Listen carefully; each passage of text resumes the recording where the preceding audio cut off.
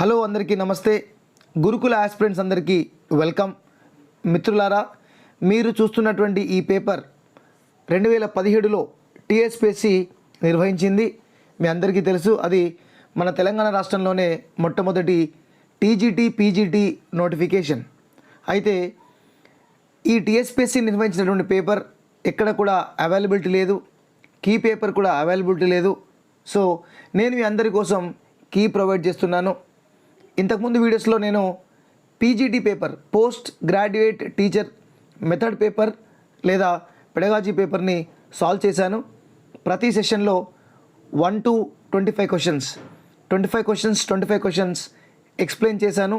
So ఈ పేపర్లో కూడా నేను 25 క్వశ్చన్స్ ప్రతి వీడియోలో మీకు ఎక్స్ప్లెయిన్ చేస్తాను. మిత్రులారా, ఈ పెడగాజీ పేపర్ కానివ్వచ్చు లేదా కంటెంట్ పేపర్ నుంచి కావచ్చు, ఖచ్చితంగా 15 నుంచి 20% క్వశ్చన్లు డైరెక్ట్గానో ఇండైరెక్ట్గానో వచ్చేటటువంటి అవకాశం ఉంది. కాబట్టి మిత్రులందరూ కూడా ఈ పేపర్ని ప్రిపేర్ అయితే కొంచెం మీకు యూస్ఫుల్గా ఉండొచ్చు. సో ఈ 2017 పేపర్ అయిపోయిన తర్వాత 2018 పేపర్ టీజీటీ పీజీటీ మెథడ్ మరియు కంటెంట్ కూడా నేను మీకు ప్రొవైడ్ చేస్తాను. సో ఈ పేపర్ అయితే series C paper 81431 paper. So మనం మొదలు పెట్టేద్దాం. క్వశ్చన్ నెంబర్ 1 నుంచి స్టార్ట్ చేద్దాం. Let's begin with question number 1.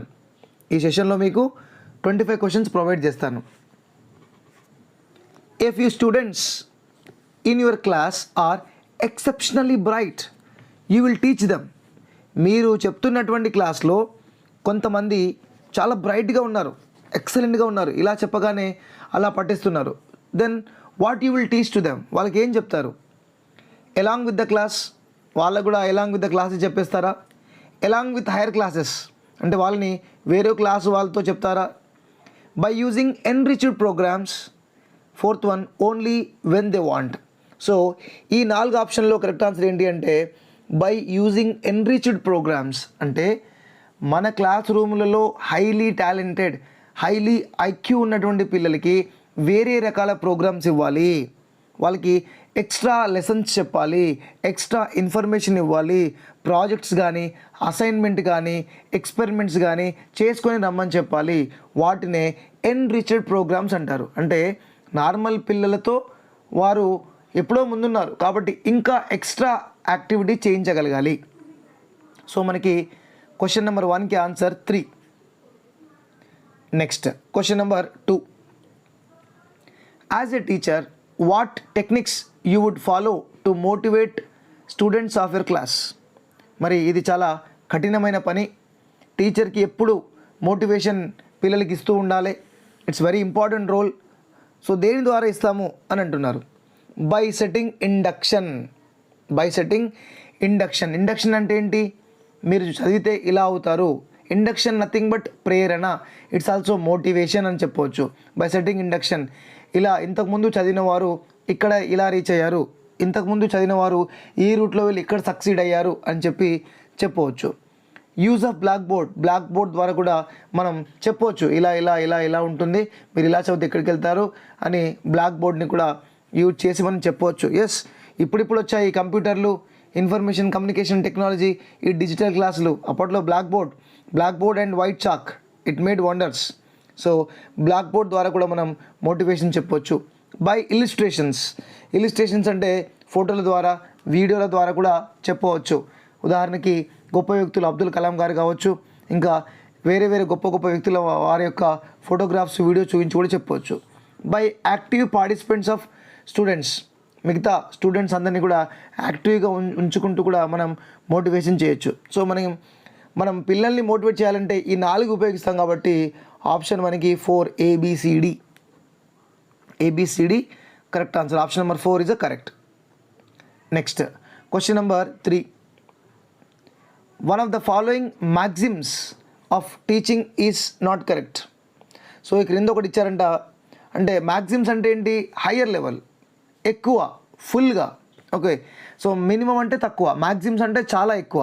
ఈ క్రింది వాటిలో ఒకటి ఉన్నది టీచింగ్ని ఎక్కువ చేసి చూపించదు, మ్యాక్సిమం లెవెల్కి తీసుకెళ్ళదు. సో ఈ క్రింద ఇచ్చిన దాంట్లో ఒకటి టీచింగ్ని మ్యాక్సిమం లెవెల్లోకి తీసుకెళ్ళదు. సో అదేంటో కనిపెట్టమంటున్నారు. నోన్ టు అన్నోన్, ఎస్, మన టీచింగ్ అనేటటువంటిది నోన్ టు అన్నోన్ జరుగుతుంది, ఇది correct.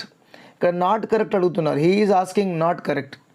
Synthesis to analysis, synthesis to analysis. So మనకి ఎప్పుడైనా కూడా అనాలిసిస్ టు సింథసిస్ ఉంటుంది, అనాలిసిస్ టు సింథసిస్ ఉంటుంది, బట్ సింథసిస్ నుంచి అనాలిసిస్ ఉండదు. It's a wrong method. Okay, synthesis అంటే ఏంటి? సంశ్లేషణ. అనాలిసిస్ అంటే ఏంటి? విశ్లేషణ. అంటే అనాలిసిస్ అయిన తర్వాత మనకి సింథసిస్ జరుగుతుంది, అంటే విశ్లేషణ అయిన తర్వాత సంశ్లేషణ జరుగుతుంది. అంటే ఇట్స్ అ రాంగ్, ఇది స్టేట్మెంట్ తప్పించారు. సింపుల్ టు కాంప్లెక్స్, లెర్నింగ్ అనేటటువంటిది simple to complex, particular to general and known to unknown. అంటే లెర్నింగ్ అనేటటువంటిది నోన్ టు అన్నోన్ వరకు వెళ్తుంది, తెలిసిన దగ్గర నుంచి తెలియని దానికి. సింపుల్ టు కాంప్లెక్స్ అంటే ఈజీ నుంచి కాంప్లెక్స్, అండ్ అంటే ఇక్కడ సింపుల్గా ఉన్న వాటి నుంచి మనం కఠినమైనటువంటి విషయాల వైపు వెళ్తూ ఉంటాం. పర్టికులర్ టు జనరల్, పర్టికులర్ టు జనరల్గా ఎడ్యుకేషన్ జరుగుతుంది, కానీ సింథసిస్ టు అనాలిసిస్ కాదు, అనాలిసిస్ టు సింథసిస్. సో మనకి నాట్ కరెక్ట్ అడిగారు కాబట్టి second one is the correct answer. Next question number 4. Question number 4లో చాలా ఎక్కువగా మ్యాటర్, కొంచెం క్వశ్చన్ నెంబర్ ఎక్కువనే ఇచ్చారు, చూద్దాం. Right, students are most likely to be intrinsically motivated to learn and master subject matter when they okay, students are most likely to be intrinsically motivated to learn and master subject matter when they. అంటే పిల్లలు ఎవరైతే ఉన్నారో వారిలో అంతర్గత ప్రేరణ, ఇక్కడ intrinsically ఇచ్చారు కదా, intrinsically అంతర్గతంగా మోటివేట్ అవుతారు నేర్చుకోవడానికి. ఎప్పుడు, ఏ సందర్భంలో అవుతారు అనేది కనిపెట్టమంటున్నారు. First one, know that they will be tested on understanding of content in a near future. ఇది పెద్దగా అప్రోప్రియేట్ కాదు అని చెప్పవచ్చు. know that they will be tested on the understanding of content in near future అంటే content base on చేసుకొని understand అవుతుందా లేదా అనే దాని మీద పిల్లల్ని మోటివేట్ చేయొచ్చు అని అంటున్నారు. Believe that the work they are doing is interesting and related to their own lifes. ఇది కొంచెం అప్రోప్రియేట్గా ఉంది, మిగతా చూద్దాం. Perceive that their performance compares favourably with that of peers of the same test. మిగతా వారితో పోల్చుకుంటూ వారి యొక్క పర్ఫార్మెన్స్ని కంపారిజన్ చేయడం అంటున్నారు. Reinforcement for achieving instructional objectives, ఇదైతే కాదు. సో పిల్లలు అంతర్గతంగా మోటివేట్ అవ్వడానికి, వారిలో వారే మోటివేట్ అయ్యి నేర్చుకోవడానికి సంసిద్ధతగా ఎప్పుడు ఉంటారు అంటే వాళ్ళు బిలీవ్ చేయాలి. ఏమని బిలీవ్ చేయాలి? వారు ప్రస్తుతం చేస్తున్నటువంటి పని ఇంట్రెస్టింగ్గా ఉంటూ వారి యొక్క నిజ జీవితానికి రిలేట్గా ఉండాలి, నిజ జీవితానికి సంబంధించినవి ఉన్నప్పుడు వారు అంతర్గతంగా ప్రేరణ పొందుతారు. ఓకే, సో మనకి ఫోర్త్ క్వశ్చన్కి answer 2. Next, insight does not imply. Insight అంటే ఏంటంటే అంతర్దృష్టి. దీన్ని అంతర్దృష్టి. అసలు అంతర్దృష్టి అంటే ఏంటి? అంతర్దృష్టి అంటే క్రిటికల్గా ఆలోచించడం, ఇంటలెక్చువల్ ఎబిలిటీ ఎక్కువగా ఉండడం. ఇంటలెక్చువల్ ఎబిలిటీ ఎక్కువగా ఉన్న వారికి ఇన్సైట్ లెర్నింగ్ అనేది ఉంటుంది. అంటే అంతర్దృష్టి అంటే ఏంటి? అక్యూట్ లేదా దీన్ని మనం యాక్యురేట్ అండ్ డీప్ అండర్స్టాండింగ్. కొంతమంది పిల్లలు డీప్గా అర్థం చేసుకోలేరు, ఖచ్చితంగా యాక్యురేట్గా ఎస్టిమేషన్ చేయలేరు, అర్థం చేసుకోలేరు. సో దీంట్లో ఏది ఇంప్లై కాదు అని అడుగుతున్నారు. So sudden awareness of solution. Insight learning అంటే అది సడన్గా వస్తుంది. Trial and error, perception of situation, higher mental ability. So దీనిలో డస్ నాట్ ఇంప్లై అంటున్నారు. డస్ నాట్ ఇంప్లై ఇన్సైట్ లెర్నింగ్కి సంబంధించని అంటున్నారు. పర్సెప్షన్స్ ఆఫ్ సిచ్యువేషన్స్ని అర్థం చేసుకొని అవగాహన చేసుకుంటారు, ఎస్, ఇన్సైట్ లెర్నింగ్లో. అండ్ హయ్యర్ మెంటల్ ఎబిలిటీ చెప్పాను కదా, అంటే వారి యొక్క అండర్స్టాండింగ్ లెవెల్ పీక్ లెవెల్లో ఉంటుంది, కానీ ట్రయల్ ఎర్రర్ కాదు. So this is not correct. Insight లెర్నింగ్కి సంబంధించనిది, రిలేట్ కానిది ఏంటంటే ట్రయల్ అండ్ ఎర్రర్ లెర్నింగ్ అనేది కాదు.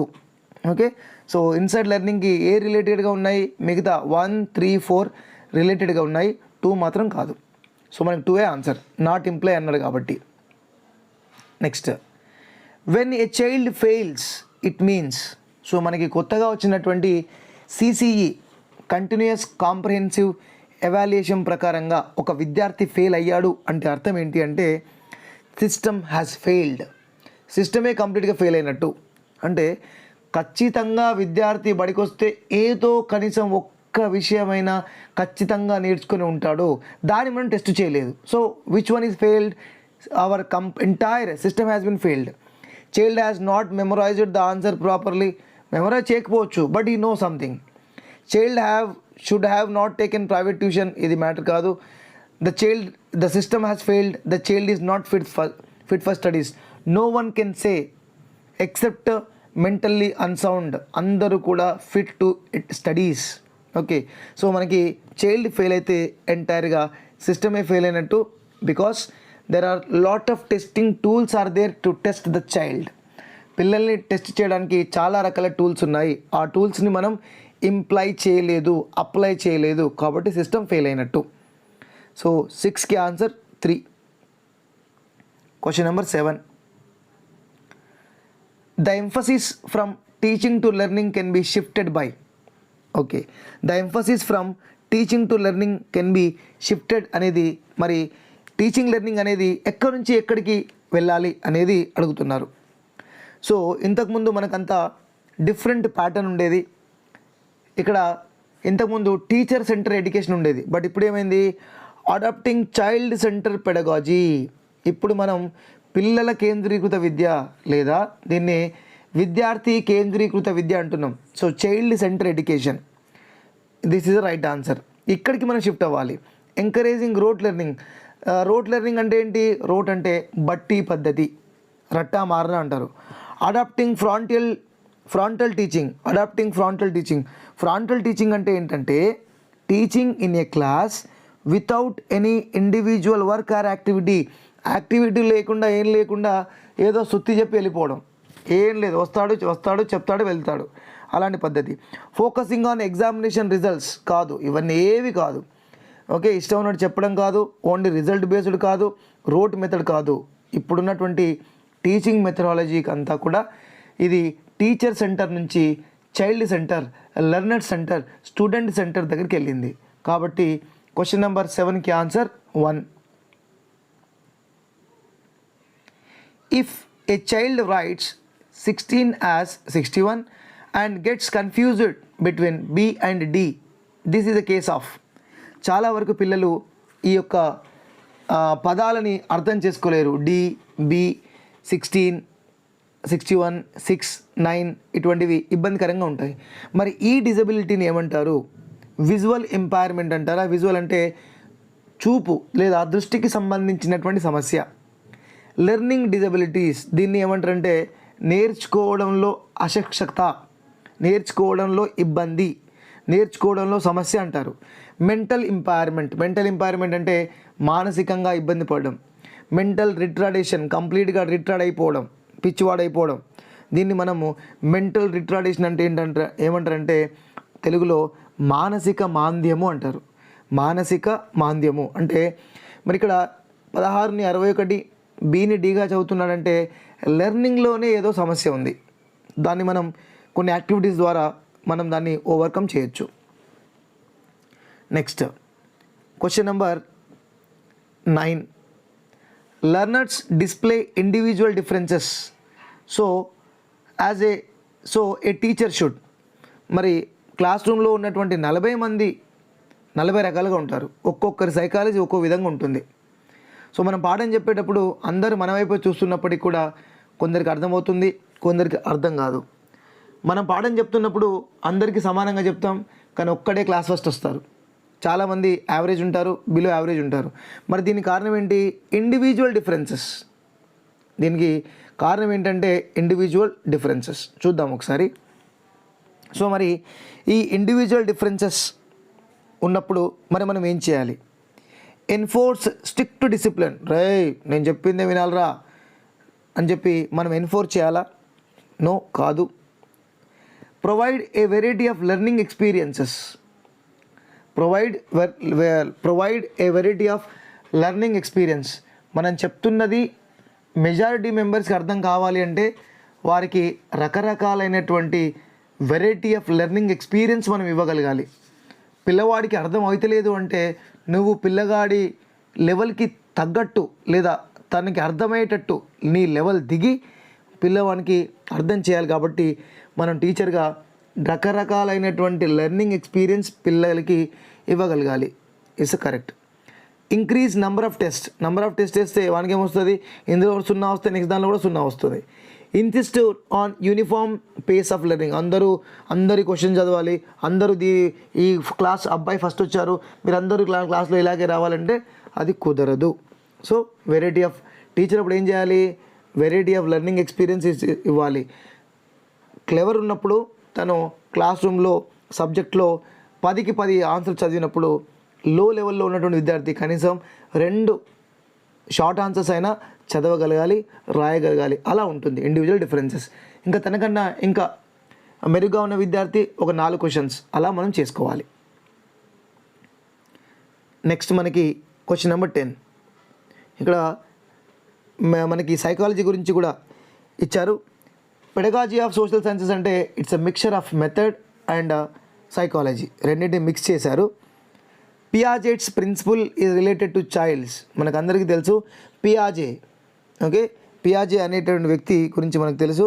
సో పియాజే దేని మీద ఆయన దేనికి రిలేటెడ్గా చేశారు, సైకలాజికల్ డెవలప్మెంటా కాదు, ఎమోషనల్ డెవలప్మెంటా కాదు, కాగ్నిటివ్ డెవలప్మెంటా ఎస్, జ్ఞానాత్మక రంగం, కాగ్నిటివ్ డెవలప్మెంట్ జ్ఞానాత్మక రంగం మీద ఆయన పరిశోధన చేయడం జరిగింది, ఫిజికల్ డెవలప్మెంట్ మీద కాదు. So Piaget is related to cognitive development, జ్ఞానాత్మక రంగం. Question number 11. The lecture method be considered appropriate if. మరి లెక్చర్ మెథడ్ ఉంటుంది చాలా వరకు జూనియర్ కాలేజీలలో, డిగ్రీ కాలేజీలలో, యూనివర్సిటీలలో అంతా కూడా లెక్చర్ మెథడ్ ఉంటుంది. మరి ఈ లెక్చర్ మెథడ్ అనేటటువంటిది ఎప్పుడు కన్సిడర్ చేయొచ్చు అని అడుగుతున్నారు. There is no need to provide directions for the learning task. The purpose is to disseminate information. The material is available elsewhere. There is no need to arouse interest. So lecture method అనేటటువంటిది ఎప్పుడు ఉపయోగపడుతుందంటే మన దగ్గర ఉన్నటువంటి ఇన్ఫర్మేషన్ని డిసిమినేట్ చేయడానికి.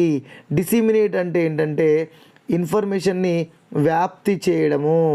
Okay, అప్పుడే lecture method అనేటటువంటిది ఉపయోగపడుతుంది. సో మనకి answer 2, 11th answer is 2. Next, one of the following is derived from Greek word meaning commando in chief. So commando in chief అనేటటువంటిది ఏది అంటే అప్రోచ్ అనేటటువంటిది మన కమాండర్, మన చీఫ్. అప్రోచ్ అనేటటువంటిది కమాండో ఇన్ చీఫ్ అనే గ్రీక్ వర్డ్ నుంచి ఇది డిరైవ్ కావడం జరిగింది. Question number 13. Match the following ఇచ్చారు. సో దీన్ని మనం కరెక్ట్గా మ్యాచ్ చేయాలి. Match the following.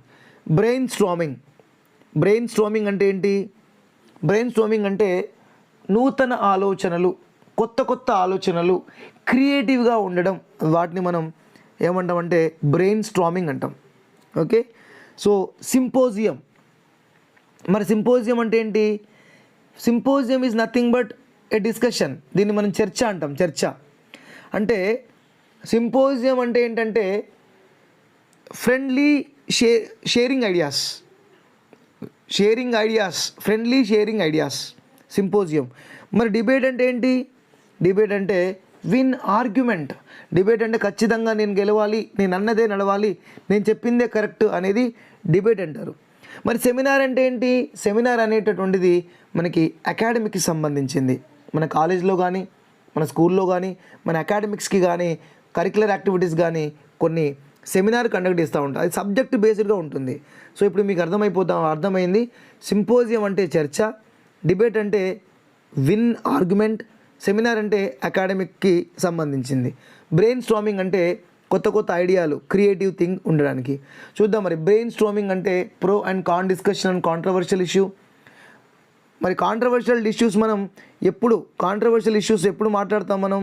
Controversial issues ఎప్పుడు మాట్లాడతామంటే డిబేట్లోనే ఎక్కువగా కాంట్రవర్షియల్ ఇష్యూస్ ఉంటాయి. డిబేట్, ఓకే, మొబైల్ వాడచ్చా లేదా, వెజ్ ఆర్ నాన్ వెజ్, ఇలా ఉంటుంది. బీజేపీ ఆర్ టీఆర్ఎస్, అలా కొన్ని కాంట్రవర్షియల్ ఇష్యూస్ కావచ్చు, కొన్ని ఉంటాయి. సో C1 వచ్చేసింది. సో C1 ఎక్కడుంది? ఇక్కడుంది C1. Brainstorming, creative ability of students. Symposium మనకి a topic broken into various parts. ఒక టాపిక్కి చిన్నగా కట్ చేసుకొని చర్చ చేయడం. తర్వాత సెమినార్ అంటే ఏంటో తెలుసు కదా, ఏ స్ట్రక్చర్డ్ గ్రూప్ డిస్కషన్. మన సెమినార్ అనేటటువంటిది ఒక గ్రూప్ డిస్కషన్. ఓకే, సో మనకి A4, B3, C1, D2. Our option is 13th answer is 1. Question number 14. Discrimination is the specification of this objectives. ఇక్కడ ఆబ్జెక్టివ్స్ గురించి అడిగారు. డిస్క్రిమినేషన్ అంటే ఏంటో మీకు అందరికీ తెలుసు. Treating someone less, it is called discrimination. మరి డిస్క్రిమినేషన్ అనేటటువంటి స్పెసిఫికేషన్ ఏ ఆబ్జెక్టివ్ కింద వస్తుంది? నాలెడ్జా, సింథసిసా, అనాలిసిసా, కాంప్రిహెన్షనా? ఇది దేని కింద వస్తుందంటే కాంప్రిహెన్షన్. ఓకే, నూతన పదాలని అర్థం చేసుకోవడం నాలెడ్జ్.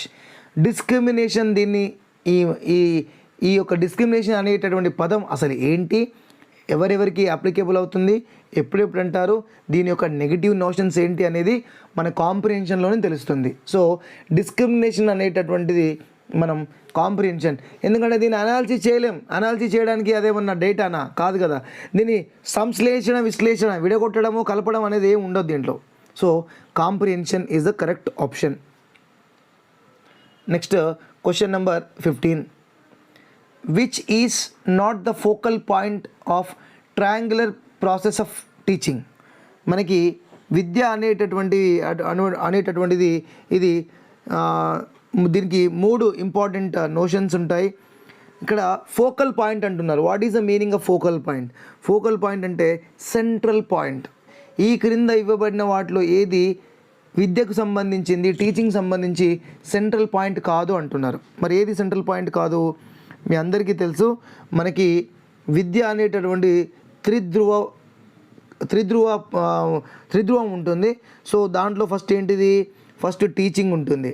ఓకే, టీచర్ ఫస్ట్, దాంట్లో ఏంటి టీచర్ తర్వాత ఏంటిది స్టూడెంట్, పీపుల్ అంటారు, పూపిల్. తర్వాత ఏంటి కంటెంట్. ఈ 3 విద్య అనేటటువంటిది 3 యాంగిల్స్కి సంబంధించింది, ముగ్గురికి సంబంధించినటువంటిది. సో దాంట్లో టీచింగ్ మెథడ్ అనేది ఉండదు. సో అది not a focal point. This is not a focal point. విద్య అనేటటువంటిది త్రిధ్రువ భామకం అంటారు. సో 3 కనుక చూస్తే ఇక్కడ మనకి ఫస్ట్ దగ్గర టీచర్ ఉంటారు, ఇక్కడ మనకి స్టూడెంట్ లేదా పీపుల్ ఉంటారు, ఇక్కడ ఎవరు ఉంటారంటే కంటెంట్ ఉంటుంది. Okay, so this is about 15th క్వశ్చన్కి ఆన్సర్ ఏంటి అంటే teaching method.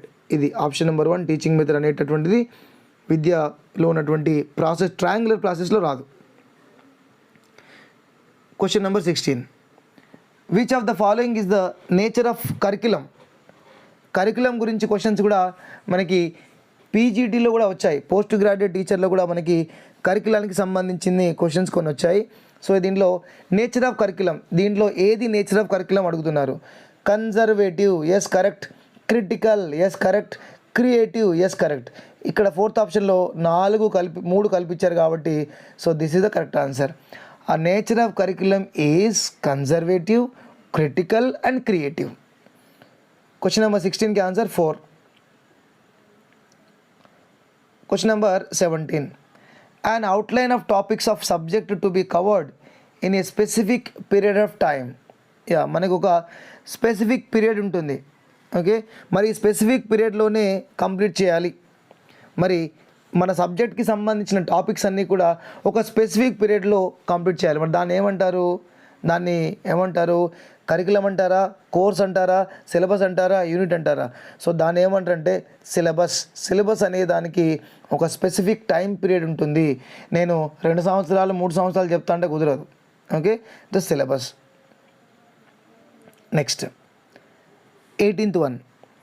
Relationship of subject at different level is called. So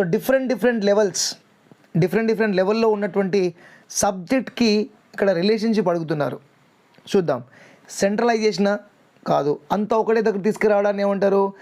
centralisation. Decentralisation అంటే ఏంటి?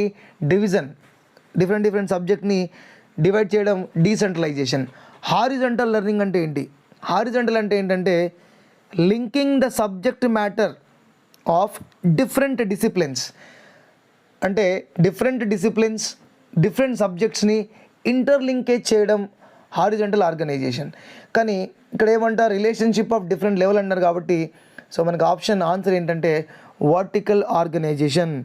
మనకి అకాడమిక్స్లో దీన్ని మనము లాంగిట్యూడినల్ అరేంజ్మెంట్ అని కూడా అంటారు. Vertical organization also called as longitudinal arrangement అని కూడా అంటారు.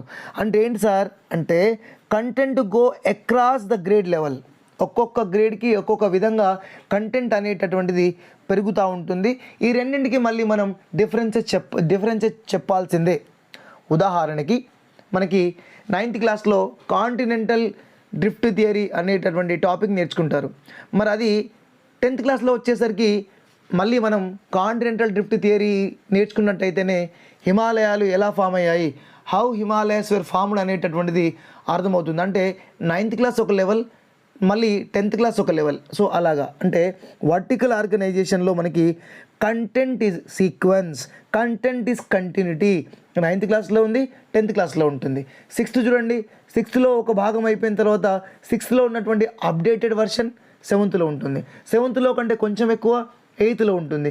8thలో ఉన్నటువంటి నేషనల్ ఫ్రీడమ్ మూమెంట్ అది డెప్త్గా మళ్ళీ మనకి 10thలో ఉంటుంది. అలా సీక్వెన్స్గా కంటిన్యూటీగా ఉంటుంది. So that is different level.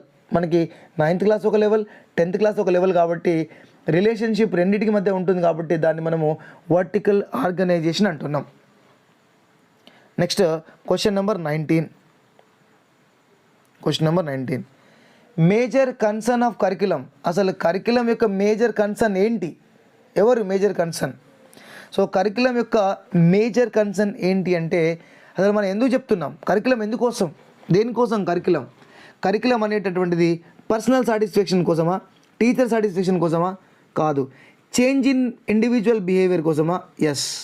అంటే పాఠము నేర్చుకున్నటువంటి విద్యార్థులు అభిలషణీయమైనటువంటి మార్పులు, కోరుకున్నటువంటి మార్పులు, sudden changes need to be done, sudden changes need to be come. అప్పుడే మనం చెప్పినటువంటి పాఠం సక్సెస్ అయినట్టు. ప్రిపరేషన్ ఫర్ సర్వీసెసా? కాదు. ద డిమాండ్స్ ఆఫ్ ద స్కూలా? కాదు. It is change in individual behaviour. Curriculum అందుకోసమే చేస్తారు. కరికులం డిజైన్ ముఖ్య ఉద్దేశం ఇండివిజువల్స్లో బిహేవియరల్ చేంజెస్ తీసుకురావడానికి. Question number 20. Which one of the component of the curriculum? మరి దీంట్లో which one is the component of curriculum అన్నారు. మరి కరికులం యొక్క కాంపోనెంట్ ఇవన్నీ కావండి. కరికులం యొక్క కాంపోనెంట్ ఏంటి? కరికులం యొక్క కాంపోనెంట్ ఆబ్జెక్టివ్స్. కరికులం అంటే దానికి ఒక ఆబ్జెక్టివ్స్ ఉండాలి. కరికులం అంటే దాంట్లో కంటెంట్ ఉండాలి, కరికులం అంటే దీనిలో లెర్నింగ్ ఎక్స్పీరియన్సెస్ ఉండాలి, కరికులంలో ఒక మెథడ్ అనేది ఉండాలి. So these are the objectives, content, learning experiences, methods are the components of the curriculum. So this is given add score. మనకి ఈ క్వశ్చన్కి యాడ్ స్కోర్ ఇవ్వడం జరిగింది. బట్ నేను పక్కనే రాసిన అన్ని కూడా మీరు మరీ గుర్తుపెట్టుకోండి. Objectives, content, learning experiences, methodology అనేటటువంటివి కరికులంలో ఉన్నటువంటి components. Question number 21. Which of the following is not A level of teaching learning? మరి క్రింద ఇచ్చిన దాంట్లో ఏది కూడా టీచింగ్ లెర్నింగ్కి సంబంధించనిది, నాట్ ఏ లెవెల్ అంటున్నారు. సో మనకి మెమొరీ లెవెల్, డిఫరెన్షియల్ లెవెల్ అనేటటువంటిది లెవెల్ ఆఫ్ టీచింగ్ లెర్నింగ్లో భాగం కాదు. మెమొరీ లెవెల్ ఉంటుంది, రిఫ్లెక్టివ్ లెవెల్ ఉంటుంది, అండర్స్టాండింగ్ లెవెల్ ఉంటుంది, కానీ డిఫరెన్షియల్ లెవెల్ అనేటటువంటిది ఉండదు. Question number 22. Which one is not the psychological principle of teaching? మరి సైకలాజికల్ ప్రిన్సిపల్ ఆఫ్ టీచింగ్లో సంబంధించినది అడుగుతున్నాడు. ఒకసారి చూద్దాం. ఈ క్వశ్చన్ మనకి క్వశ్చన్ నెంబర్ 3 కూడా సమానం ఉంది. కావాలంటే క్వశ్చన్ నెంబర్ 3 చూపిస్తాను నేను. చూడండి, క్వశ్చన్ నెంబర్ 3 కూడా క్వశ్చన్ నెంబర్ 3 కనుక మనం కరెక్ట్ చేసినట్టయితే క్వశ్చన్ నెంబర్ 22 కూడా మనం కరెక్ట్ చేస్తాం. So let's go to question number 22. ఏమని అడుగుతున్నారు, which one is the not a psychological principle. మనందరికీ తెలుసు టీచింగ్లో సైకలాజికల్ ప్రిన్సిపల్ ఏంటి, ఎలా చెప్పాలి మనం, concrete to abstract. Correct, concrete to abstract అంటే మూర్తమైనటువంటి విషయాల నుంచి అమూర్తమైనటువంటి విషయాల దగ్గరికి టీచింగ్ చేయాలి. అంటే కంటికి కనిపించే వాటి నుంచి కనిపించని వాటి దాకా మన లెర్నింగ్ ఉండాలి. Yes, first one is correct. Proceed from complex to simple. ఇక్కడ ఏమంటున్నాడు, కాంప్లెక్స్ నుంచి సింపుల్ వరకు అంటున్నారు. No, teaching must be from simple to complex. Teaching ఎప్పుడైనా కూడా సింపుల్ నుంచి ఎక్కడికి వెళ్ళాలి, కాంప్లెక్స్ వరకు వెళ్ళాలి. ఓకే, సాధారణమైన విషయాల నుంచి కఠినమైన విషయాల వరకు వెళ్ళాలి. సో ఇది not correct. Proceed from known to unknown, తెలిసిన నుంచి తెలియని విషయాల వైపు వెళ్ళాలి. Simple to difficult. Yes, simple to difficult కూడా అదే సేమ్ మీనింగ్ వచ్చేదే, సింపుల్ టు కాంప్లెక్స్ మీనింగ్ వచ్చేది ఇది కూడా. సో కాబట్టి నాట్ అన్నాడు కాబట్టి second one is a not, second one is the answer. 23. Determinants of individual differences in human being related to. Determinants, మరి ఒక వ్యక్తి యొక్క ఇండివిజువల్ డిఫరెన్సెస్ని డిటర్మైన్ చేసేటివి ఏవి అని అంటున్నారు. ఓకే, చూద్దాం. డిఫరెన్స్ ఇన్ ఎన్వైరన్మెంట్ డిఫరెన్స్ వల్ల వారి యొక్క ఇండివిజువల్లో మార్పులు వస్తాయా? డిఫరెన్స్ ఇన్ హెరిడిటరీ, వారి యొక్క జీన్స్ హెరిడిటరీ వంశపారంపర్యమైన విషయాల వల్ల వస్తుందా? Interaction of heredity and environment అంటే ఇండివిజువల్లో బిహేవియరల్ చేంజెస్ అవి కాస్త interaction of heredity and environment వల్ల వస్తుందా? Both heredity and environment interacting separately. ఇవి రెండు కూడా ఎప్పుడు కూడా సపరేట్గా, ఎన్వైరన్మెంట్ హెరిడిటీ ఎప్పుడు కూడా సపరేట్గా ఇంటరాక్ట్ అవ్వవు, దే ఆర్ ఇంట్రాక్షన్. సో మనకి డిటర్మినెంట్స్ ఆఫ్ ఇండివిజువల్ డిఫరెన్సెస్ ఏంటి అంటే హెరిడిటీ, ఎన్వైరన్మెంట్. వారు పెరిగినటువంటి వాతావరణంతో పాటు వారి యొక్క పరమైనటువంటి అంశాలు కూడా ఇండివిజువల్ డిఫరెన్సెస్ని డిసైడ్ చేస్తాయి. సో మనకి క్వశ్చన్ నెంబర్ 23కి answer 3. Question number 24. When people imitate the way celebrities dress, act or talk, it is an example of which of the following? So ఇది మన చుట్టుపక్కల చూస్తూ ఉంటాం. కొంతమంది పిల్లలు ఆ పిచ్చిక గూళ్ళు లాంటి జుట్టు వేసుకొని, చెవులో రింగులు పెట్టుకొని, మెడలో ఏదో గొలుసులు పెట్టుకొని యాక్టర్ లాగానో, హీరో లాగానో, హీరోయిన్ లాగానో కొంతమంది బిహేవ్ చేస్తూ ఉంటారు. మరి ఇటువంటి పద్ధతి దేనికి సంబంధించింది అని అడుగుతున్నారు. క్లాసికల్ కండిషనింగా? అసలు మీకు క్లాసికల్ కండిషన్ అంటే ఏంటో తెలియాలి. క్లాసికల్ కండిషన్ అనేటటువంటిది మనకి పావ్లోవ్. ఓకే, ఇవాన్ పావ్లోవ్ అనేటువంటి వ్యక్తి కుక్కల మీద, డాగ్స్ మీద ఆయన పరిశోధన చేయడం జరిగింది, క్లాసికల్ కండిషనింగ్.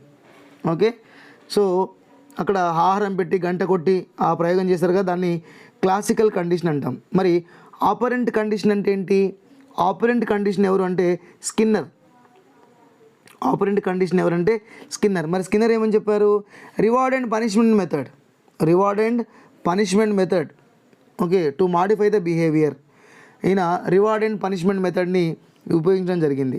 మరి సోషల్ లెర్నింగ్ ఎవరంటే ఆల్బర్ట్ బందూరా. ఇది కంప్లీట్గా మనకి సైకాలజీ క్వశ్చన్.